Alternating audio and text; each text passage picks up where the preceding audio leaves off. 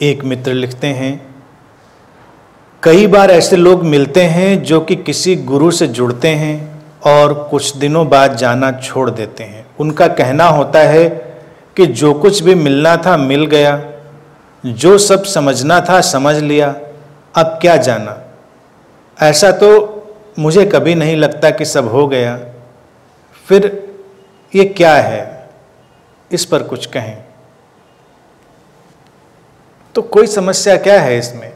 जिसको लगता है कि उसको मिल गया, अच्छी बात है, खुश रहे, उसके लिए बेस्ट विशेष रखें।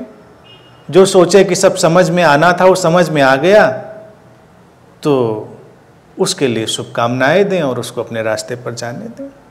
सबकी अपनी जिंदगी है, अपनी सोच है, अपनी समझ है, अपने अपने प्याले हैं। कुछ प्याले बड़ी जल्दी भर जाते हैं, कुछ प्याले नहीं भरते। और मनुष्य होने की गरिमा यही है कि हमारे पास ऐसा प्याला हो जो ना भरे, क्योंकि न ज्ञान का अंत है, न समझ का अंत है, न इस जीवन के ऐश्वर्य के विस्तार का कोई अंत है। इसीलिए तो जीवन अनंत है। लेकिन हमें इन बातों में उलझना नहीं चाहिए, क्योंकि अगर हम उलझेंगे तो फिर कल्टिस्ट फीलिंग आ जाती है, सांप्रदायिक भावना आ जाती है कि हम किसी को क्यों बुलाना चाहें, किसी को क्यों हम जोड़ना चाहें। तुम्हें जाना है तुम जाओ, तुमको लगता है समझ में आ गई बात, बहुत अच्छी बात है। तुमको लगता है काम पूरा, ठीक है। हमें क्या करना या तुम्हें क्या करना? मैंने तो आज तक कभी किसी को नहीं रोका, अच्छे अच्छे लोगों को नहीं रोका। जिनके अंदर बहुत संभावना मुझे नजर आई उनको बस हल्के से इशारा कर दिया, लेकिन रोका किसी को नहीं। क्योंकि मनुष्य ऐसा ही है और वो तमाम कारणों से रुकता है। एक सज्जन तो मेरे पास आते थे, अब आने जाने से कभी ये नहीं सोच लेना चाहिए कि कोई बहुत आ रहा है तो उसको बहुत समझ में आ रहा है या उसका बहुत भाव जाग गया है, ये तो वक्त बताएगा। तो वो आते थे सज्जन, फिर वो एक दिन आए मिलने, कहने लगे कि अब हमने दूर घर बना लिया है, तो अब आपसे बस अंतिम प्रणाम करने आया हूँ, अब नहीं मैं आया करूँगा, अब उधर ही कोई सत्संग ढूंढ लूँगा। पेट्रोल भी महंगा है, यहाँ आने में ज़्यादा पेट्रोल लगेगा, कम पेट्रोल में काम चल जाएगा। मैंने कहा बिल्कुल आपकी मर्जी, अच्छा है, बेशक ढूंढ लीजिए। अब किसी के लिए सत्संग अगर ऐसे टाइम पास है, काम चलाऊ है, तो उसके अंदर ऐसी ही बात होगी। वो समझने के लिए कहाँ आ रहा है कुछ, या जीवन की किसी गहराई में प्रवेश करने के लिए वो कहाँ आ रहा है? वो संबंधों की गहराई में भी तो नहीं जा रहा है।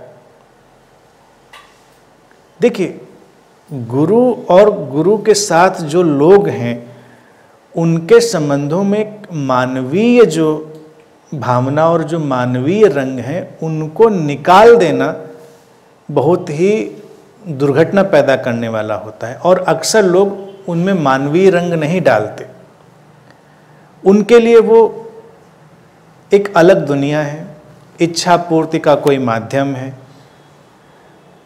अब इच्छा कोई लेकर कोई आ रहा है तो दो ही बातें होंगी, या तो उसकी इच्छा पूरी होगी या नहीं पूरी होगी। इच्छा पूरी हो गई तब भी वो नहीं आएगा क्योंकि टारगेट अचीव्ड, और इच्छा नहीं पूरी हुई तब भी वो नहीं आएगा कि टारगेट पूरा नहीं हुआ। फिर कोई और रास्ता देखेगा, कोई और दरवाज़ा देखेगा जहाँ से इच्छा पूरी हो जाए, क्योंकि उसको तो वही टारगेट चाहिए। लेकिन क्या अध्यात्म में इच्छा पूर्ति का कोई माध्यम है? लेकिन गुरुओं ने भी तो ऐसा ही तमाशा बना के रखा है कि वो यही सब काम कर रहे हैं। समझ के नाम पर वो कितनी नासमझी पैदा करते हैं, इसका तो वक्त गवाह है। मेरा देखना हमेशा रहा है कि मानवीय होना ही दिव्य होना है। तो हम अपने कार्य व्यवहार में, अपने संबंधों में भी मानवीय होते हैं। मानवीय होने का अर्थ है हम अपनी सारी सेंसेस में बहुत ही अलर्ट, अवेयर और विकसित होते हैं। तो आपके पास ग्रेटिट्यूड पे करने का अवसर होता है, आपके पास सेलिब्रेट करने का वक्त होता है। ये सारे अवसर होते हैं, उनको हम उपयोग में लाते हैं। तो इन बातों को मैं समझता हूं कि कोई भी महत्व देने की जरूरत नहीं है। लोगों को बांधे रखने के लिए तमाम संप्रदाय, तमाम कल्ट कितने जुगत करते हैं, कितनी उठापटक करते हैं, आज ज्यादातर लोग इससे वाकिफ हैं। मैं वो बिल्कुल नहीं चाहता रहा हूं। मैं शुरू से चाहता रहा हूं कि जो सीकर है उसकी अपनी एक स्वतंत्र सत्ता विकसित हो, उसका अपना एक विकास का धरातल पैदा हो, और वही उसकी गरिमा है।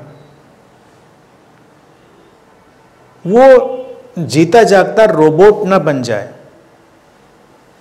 जबकि हमारी राजनीति, हमारे संगठित धर्म सब रोबोट बनाने में ही लगे हुए, मशीन बनाने में। उसके लिए सारी बातें बिल्कुल ब्रेन वॉश करने वाली ही होती हैं।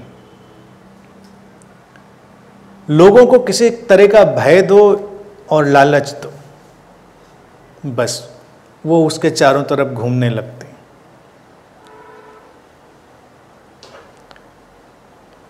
अगर हम उनको भयमुक्त करें, उनको हम उनके तमाम तरह के जो लोभ हैं, ग्रीड हैं, उनसे मुक्ति दें, तो यही शुभ होगा।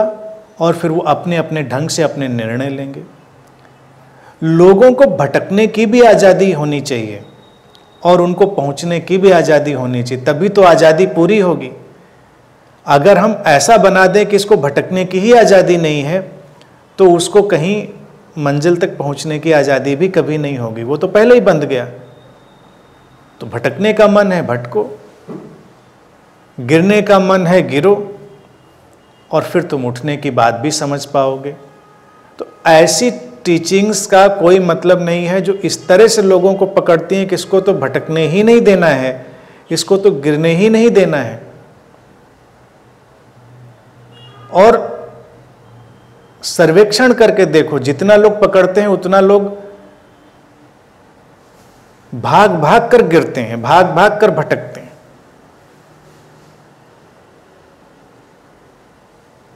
अजीब हालात है। सारे धर्म तो यही चाह रहे हैं, संप्रदाय की ना भटके, और भटका चला जा रहा है, क्योंकि हम उसकी मूल प्रवृत्ति के खिलाफ काम करते हैं। मूल प्रवृत्ति है आजादी, फ्रीडम, मुक्ति। जिसको मुक्ति, लिबरेशन भारतीय अध्यात्म कहता रहा है, वो जन्म मृत्यु से मुक्ति नहीं है, इस जीवन के चक्र से मुक्ति नहीं है। वो जीवन में जैसा होना चाहे वैसा हो सकने की मुक्ति है। मुक्ति का अर्थ है कि उसके पास एक टोटल फ्रीडम है अपनी अनंत अनंत संभावनाओं को उपलब्ध कर लेने की, इन्फिनिट पॉसिबिलिटीज को पा लेने की। यही मुक्ति है। और उसके लिए ज़रूरी है कि वो उठे, गिरे, चले, तमाम ट्रायल करे, बेवकूफ़ियाँ करे। कोई मुश्किल नहीं है। फिर तुम समझ जाओगे, एक न एक दिन समझ आएगी।